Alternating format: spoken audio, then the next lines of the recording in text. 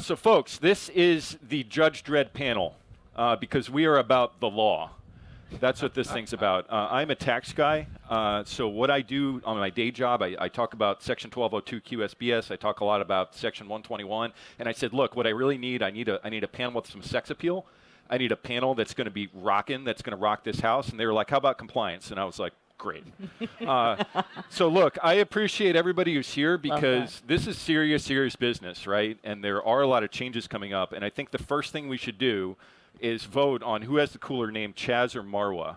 I think so. Much cooler dress. Okay, but let's sit down because I think that's going to be step one. So we got some topics for you guys. I'm going to move this quickly. This is going to be a free-flowing conversation that occasionally touches on mature subjects like the Hawley test as it applies to cryptocurrency. We're going to define success from this panel if we get every single person here to ask a question. I might even go totally rogue and have people raise their hands and ask it, like old school, right? Like we used to do back in the day. But this is going to be a failure if you guys aren't engaged and if we have no questions at the end of this. So I do not want to get fired. So if you could help me out and ask some questions, I would really appreciate it. So let's jump right into it. Topic one.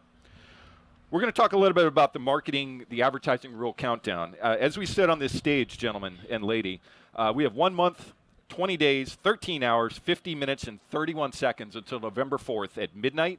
And that's 18 months from when the SEC rule was 206481 was advertised on May 2021. So we are merging.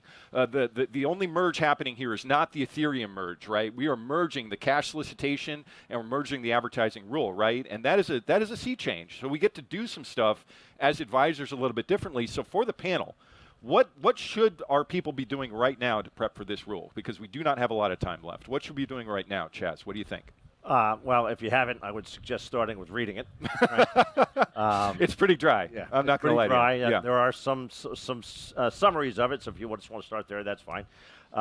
Need to take a look at your procedures, your compliance manual. Whoa, there's a really big wow on your head. Can you save me? Yeah, we might got you. Yeah, that's a thing. Whoa.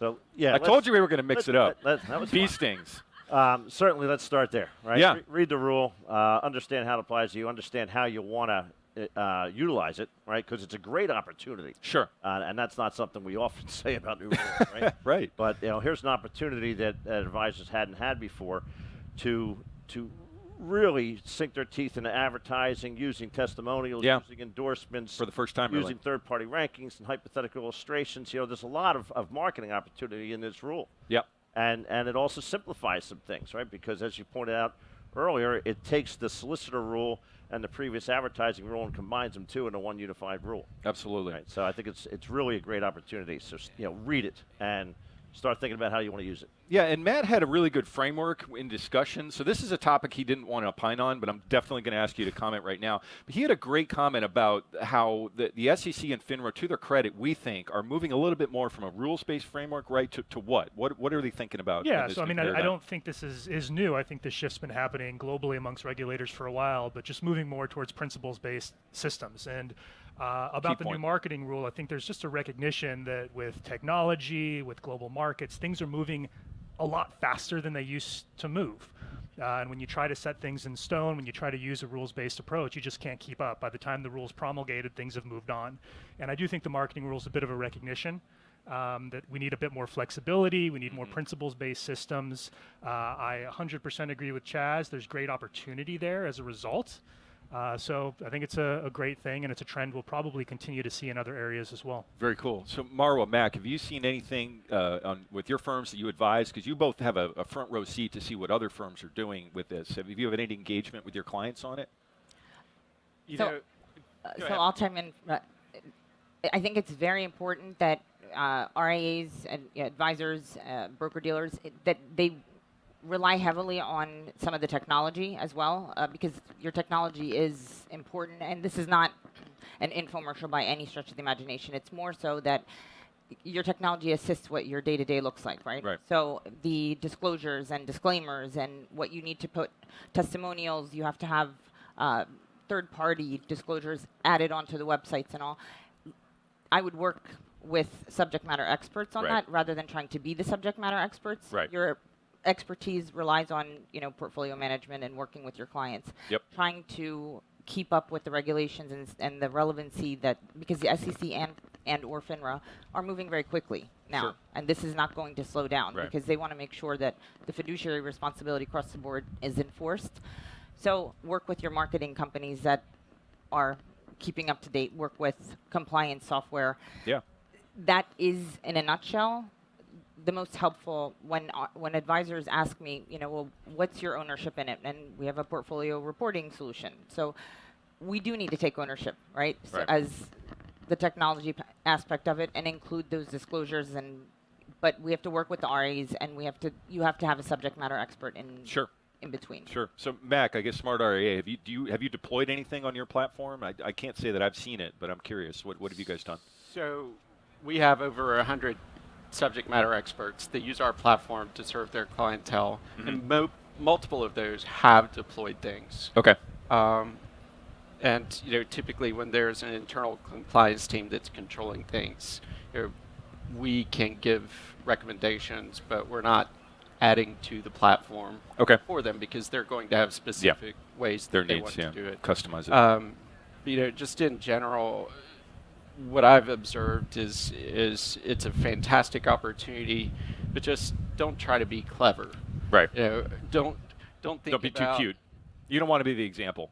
Right. Right. Yeah. That's an important distinction, right? Part of the components of this new rule talk about there's a requirement that everything any representations you make are fair and balanced representations. Yep. Right. Yep. And that is repeated throughout the rule.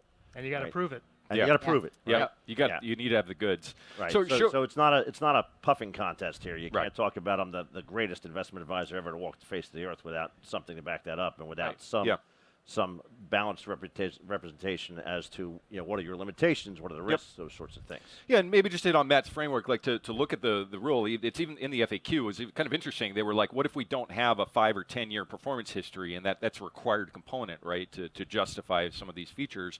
And I think, again, to their credit, the SEC was like, look, our examiners are going to recognize a good faith attempt, right? So if you have a 6-year history and you do the best job you can to portray that, that's good. So I'm guessing most people here are practitioners. Just show of hands, has anybody gone and go on? Are these updates already on your ADV, like as they exist right now? Anybody making changes proactively? Is this the first time you've heard of this? I hope not. Okay, no, great. So the hardcore crowd. Okay, rock and roll.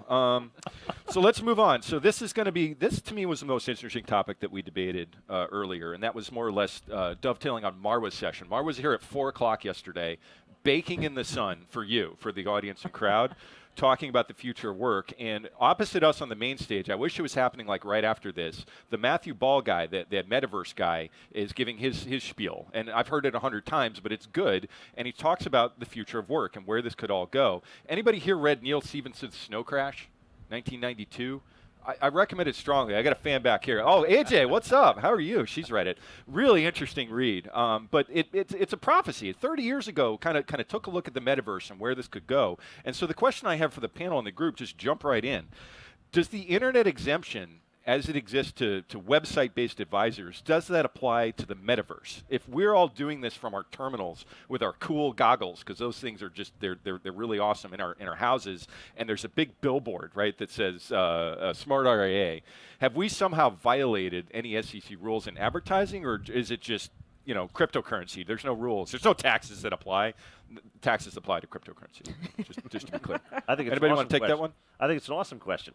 And if you look at when the SEC created the Internet Advisor definition, right, that was 20 years ago at this point. Right, Long 20 time. years ago. Yeah. And they contemplated websites. Nobody, the SEC certainly wasn't contemplating delivering advisory services in the metaverse. Yeah. Right. So, are you an internet? I can envision a world where advisors come into existence that only operate at some point in the metaverse, right? So is that an internet advisor? Is that a website? Is the entire thing advertising? Yeah. Is the Ethereum blockchain a website? Yeah. Is it exempt from SEC regulation? I mean, no, right? So if any one of you want to try and test that theory, I'll follow along very closely. Yeah, that'd be great. So anybody here have any plans to have a metaverse site? No? I'm going to ask that question next year. All right, my guy's back here. I'm going to ask that question next year, and it'd be interesting because I guess it's 10%, maybe 20%, right? One of my theories is we are in the metaverse, right? Well, not right now, but like every time you engage with your clients on Google Meet, right, in Zoom, if you have a LinkedIn profile, what is that? But it's not an avatar, right? Because you get to choose and control what's on your Twitter profile and the things you're talking about. So that's kind of my theory, is that a lot of this is going on right now, and I don't know how much regulatory stuff is going on outside of the examinations that we've had in the past. So there's been publications and discussions about metaspace versus metaverse, but the SEC has to catch up first. No offense to anyone here, but if you are part of the SEC, they have to catch up first with the regulations that are happening in spaces versus the metaverse, which is a whole virtual concept that has not. We haven't wrapped our heads around that yet, right? It's kind of like crypto. It's one of those things where it's moving quickly, and they can't move fast enough. So it's the frontier. It is a frontier. Yeah, very cool. Very cool. The thing I would say is, it is different, and so it's more difficult to wrap your hands around what are the implications from a regulation point of view. But just as firms that are working with crypto have tremendous opportunities there, you just have to be careful and be aware that it is going to be regulated. Right. The long arm of the law, Judge Dredd, comes for you all. Okay, in the middle of all these segments, we have a quick break. We're going to play a quick game. It's called Underrated versus Overrated. So I have a couple of topics here, and I'm going to ask the panel to chime in on whether these topics, in their opinion, based on conventional wisdom, is overrated or underrated. So I'm going to throw out an example. The example I'll throw out is hotel pools. Are hotel pools underrated or overrated? I would argue that hotel pools are overrated because there is a gigantic body of water right behind you that I've not seen in 4 years. And I get a little bit sad when I see like little kids, little babies that are at the hotel pool, right? This sort of concrete, it's fake, it's not real, it's the metaverse maybe, and they're not out there in the real world, like playing around, maybe getting pulled into the undertow. Hopefully they're okay. There's lifeguards, hopefully. But I would argue that hotel pools are overrated. Do you guys have any takes on hotel pools? No. Depends on the hotel. Depends on the hotel? Yeah. Yeah? What about the hotel pools here? Oh, we haven't seen them. You know that we haven't seen them. Come on, we've now. been working the entire time. We're we here. were pulling up the SEC advertising rule here. last night. I'm sort of a results-driven person, and what I will say is that hotels and my family are chosen based on the pools because that is what my kids value most highly. So therefore, they're underrated. Who am I to say what should be what the value of the pool should be? Okay, next question. Apps on your phone, are they underrated or overrated? I'm an apps person. You are? Yeah. So they're underrated? 100% Properly underrated. rated, maybe? Oh, is that an option? Is properly rated an option? Yeah, you It is didn't now. throw that out at first. You have to give us all the options up front. Right. I Multiple think choice? I'm going to go with overrated on that. Overrated? I've got to scroll through about 9 screens on my phone. This is And I don't use them all. I don't use even a tenth of them. That's my take. I am so sick of download my app, log into my app. Dan, how big is our LastPass at this point? Like 600 passwords we have to remember? Bill, we may need to all disclose our ages before responding to this question. Right, exactly. Because I think you'll find there's going to be some variance there. Apps, I think, are great. I love them. Properly rated, if anything, Properly underrated. rated? Okay. Moving on. The NFL as a spectator sport. So not the NFL itself, but the viewing experience of watching the NFL. Is that overrated or underrated? If you're going to the game, it is underrated. Okay. It's a great experience. I'll buy that. It's a good take. If you're watching on TV, Spicy. It's a spicy take, Mac. If you're watching any team other than the Philadelphia Eagles, it's Eagles. underrated. They had a good, Right they had a on. good week. They had a good week. A lot of Philly Green. Wow. Represent. Yeah. I would argue I NFL agree. viewing is overrated. I hate the sideline view. Like, I hate it. Have you guys seen the newer views? They have, like, the cameras that go behind. It's like Madden, so you can see what the safeties are doing, the defensive backs. It drives me nuts to, like, just focus on the offensive line. I understand that's where all the action happens. That's where Matt Pandria played in college, right? But ultimately, I would much prefer a wider viewing angle. So next, John Wayne, Orange County Airport, just up the road. Overrated, underrated? What do we think? never been there. Wow. Yeah, I've never been there. Hardcore underrated. Who flew into LAX? I flew out of LAX last time I was here, and I said never again. I'm never doing that. It's too big. John Wayne, I think there's like 6 terminals. There's no security. You just drive up to the tarmac, you throw your bag on the plane, and then you get on. It is awesome. It is underrated. Zinc-based sunscreen. Sunscreen that's got like that zinc on it. Underrated, overrated. What do we think? For fair-skinned people, what? Necessary? Underrated. Yes, yeah. Okay. Underrated. All right, the take I'm going here is, have you guys seen like sunscreen from Korea? It's like really light. It's like airy. It actually like makes you feel good. Big fan. You can get it on eBay. It may or may not give you cancer. Question, this is the last one, overrated versus underrated. And this is actually directly at Matt. The U.S. regulatory framework just compared to other countries, right? So I think all of us are SEC or FINRA regulated or maybe state agencies, right? How does that compare, Matt, to like other countries, like compared to Hong Kong? Can you just go out and start slinging mutual funds on the streets? You definitely got pluses and minuses. Yeah.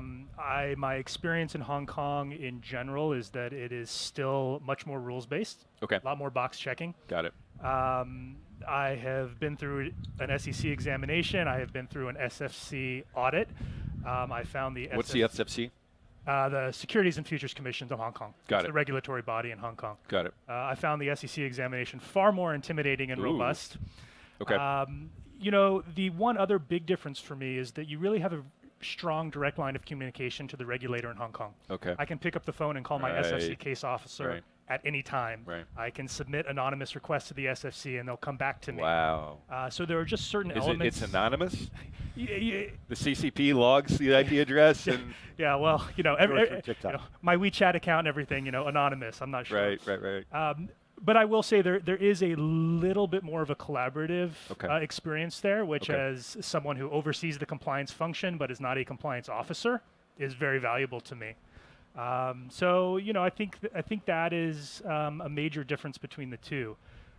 Globally, one of the things I've seen, and this is definitely true across the UK, US, and in Asia, is this sort of continual shift towards principles-based systems, towards focus on firm culture. I told him to repeat this again. Yeah, over and over again. Write that down, principles-based. This focus on firm culture and the role it plays on compliance structures, emphasis on governance. Right. I mean, everywhere we do business, this is. I mean, even onshore in China, where we're regulated as well, the regulators are talking about these things. So this is something that I think we'll continue to see more of here in the U.S. as well. Okay. So is the U.S. system underrated or overrated compared to other countries? You had to pick one. Well, given the audience, I'm going to say it's perfectly rated. Right. We don't know. We don't know which one of you is the regulator, but we do know that you're here, and we will find you. So cool. Okay, great. So let's move on. Next topic. This is an interesting one. I think this is my second favorite topic. But they're like children. I love them all. Will FINRA ultimately become the regulator of independent advisory firms? So I've been on both sides of the ledger. I've seen both sides of the block. I actually do strongly prefer being SEC regulated because I can make jokes like this on Twitter. And I was not able to do that at the BD. But that to me is a really interesting thing to think about, right? And Chaz, you had some great stats on the numbers, and I told you if we don't remember them, let's just make them up. But no, I can make them up. Yeah. I mean, if you look at the trend, of course, and I think we've all heard this, the number of broker dealers continues to decline. Yep. It's also interesting, though, is that the number of registered reps has sort of held steady. It's not declining at the same That's interesting. rate. Why is that? So what that tells me is broker dealers are consolidating, or if they're not consolidating, they're going out of business. Those representatives are joining somebody else. Right. But that's sort of hanging steady. Of course, we've seen explosive growth in the number of RIAs. Will FINRA become the regulator for RIAs? I don't know. I did see a question pop up, and that question was, does FINRA want to become? Yeah, well, let me read it. Let me read it to you guys. Well, no, it's not that one. It was earlier. Oh, it's another one. Okay. Yeah, but somebody had asked, does FINRA want to become the regulator of RIAs? And I Right. certainly can't speak to that. I don't know what they want to do, but what I can, Right. Having been regulated by both throughout my career, Yeah.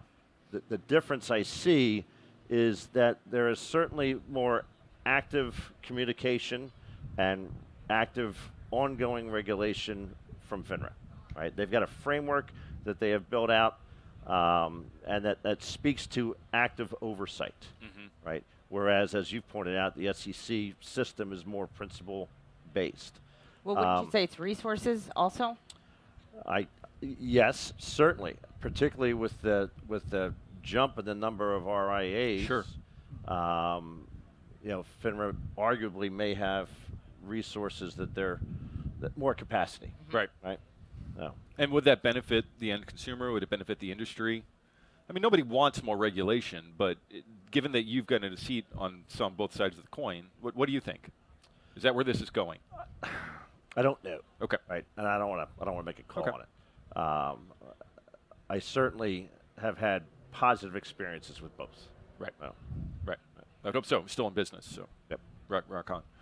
Okay, cool. Anybody got anything else on that one? Do you want me to repeat rules-based principles again? As many times as you can. If you've not written it down, that's your fault. Okay, so last general topic, and this one's wild. This one really threw us all for the loop when it was brought up. But the question is generally, like, when it comes to compliance, when it comes to getting things right, we all know that we're moving more toward leveraging more technology, leveraging more automation. We're trying to get things more streamlined. At what point can we reasonably call compliance a revenue generator? Right? Is this something that's not something you need to do or have to do and is mandated from leadership, but ultimately is something you obviously want to do for that benefits the client? And Mac, that's directed directly at you, Seed planted it. I thought it was an interesting thing, and I hope that we can give you some pushback here on that topic, because I'm guessing the people who are paying attention are bewildered right now. Well, at the highest level, there's a reason why TAMPs and RIA networks and other organizations like those are providing compliance technology to RIAs, and that's because it does provide significant value. And Sure. So examples, and these are anecdotes, but people are using compliance technology to demonstrate to IARs and RIAs that they want to acquire, to say this is how much better your experience is going to be in this category. Mm-hmm. People are doing things. You have control over what your compliance program is, and there are a lot of people who say that the clients and investors don't trust their advisors sometimes, and part of that trust comes from communication. Yeah, right. And so firms can use their compliance technology to set up, for example, quarterly reviews, quarterly communication with clients. Right. And it's scary because the market goes up and it goes down, and what do you say? Right. That's your job. They already know Yeah. that it's going up Right. and down, and if Right. you're just communicating with them and Sure. building trust, that ultimately helps to keep clients and build your book of business. And you can quantify that and figure out how it monetizes. Okay. Yeah. I'll buy that. I tend to disagree a bit with that statement. I think we need to be very mindful and cognizant of the statements that we make. And again, having software, the promises that the disclosures or the disclaimers that we're making from we're a revenue generating software. Right. We can't say that. You gotta be careful. I think it goes back to exactly what this SEC marketing rule, fundamentally speaking, is for. Right? We have to be careful the messages or what you're even inferring. It's a software that would potentially help the advisors to do their jobs, operational efficiency. That is what we're focusing on. But whether it's a revenue generator or not, I think that's a dangerous statement to make. We need to stay away from that. Right. Okay. Cool. It's hard for me to say whether the software itself drives revenue, but I will say that compliance and culture are becoming selling points. Yeah. I work mostly in the institutional space, so clearly they care quite a lot about these things. You go through very rigorous operational due diligences, compliance questions, et cetera. But in general, I think strong compliance, strong culture does, in many cases, result in better performance. I don't know if it's a causation issue or a correlation situation. Right. How do you tell? But we do know that firms that have strong compliance infrastructures, we do know that firms that have strong firm cultures have been demonstrated to actually perform better in their investments. Right. So there is an element where I think that the compliance and culture can be a selling point, whether it's a revenue driver in kind of a more directly correlated sense is hard for me to say. Yeah. And Matt came here with the spicy hot takes, so I give him credit for that. I dig it. All right, so those are the 4 topics we wanted to discuss. We've got some questions here on the screen, but in the time left, like I said, I kind of want to do this old school. We'll do this in the real verse. If you have a question, just pop up, shout it out. I'll repeat it for the group. We'll have a debate discussion, and if not, we'll go get some coffee. What do we think? Going once? Yeah. Yes, sir.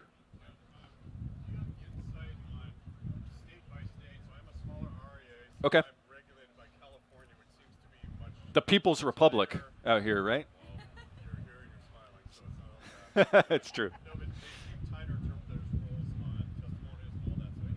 Okay, okay. Yeah, so David's question is for the panel, for those of us who are regulated by a state, for example, the largest state here in California, do we have any insight on the differences between what the state might focus on when it comes to testimonials versus the SEC? Anybody want to jump on that? I think that's a great question and something I was thinking about before we came up here. We've got this great new marketing rule that's coming into existence, and states may regulate that area directly, right? So we've got to sort of take a little bit of a wait-and-see approach. If you're regulated by the state, you've got to follow the rules of the state. Of course. I imagine there'll be some harmonization I would hope of so. those state regulations, and I candidly don't know which ones may have done that already and which ones have not. Right. But I think about the solicitor aspect of the rule, right?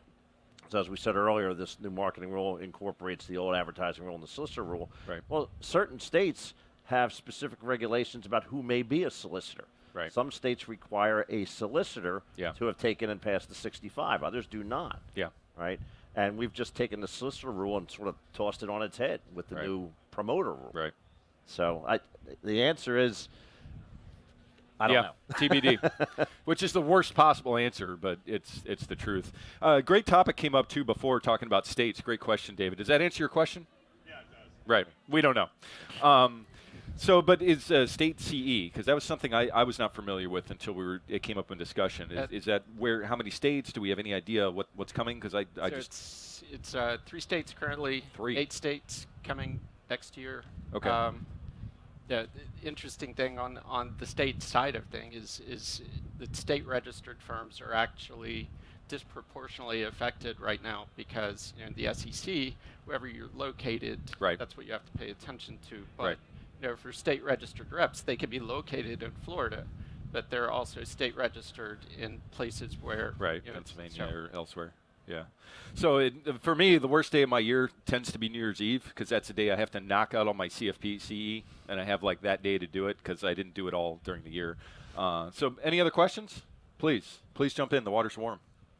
We've got some time. Lauren, nothing on compliance? No? All right. Hands up. All right, well, hey, I want to thank my fellow panelists. Really interesting thing. None of us have a subject matter expert in compliance, except for maybe Mac. Matt manages people who have subject matter expertise, but I think we did a really good job here, Chaz Marwa, just kind of absorbing what I think we're all going through, and we're going through it together. And so what I'd really like to do now is get in a big circle and sing Kumbaya and pray that none of us will get nailed with the changes coming. But I want to wish you all luck and say thank you very much on behalf of Ritholtz Wealth Management Advisor Circle. Thank you for making this an awesome event. It's awesome because of you. Thank you. Thank you. All right, rock and roll. Well done.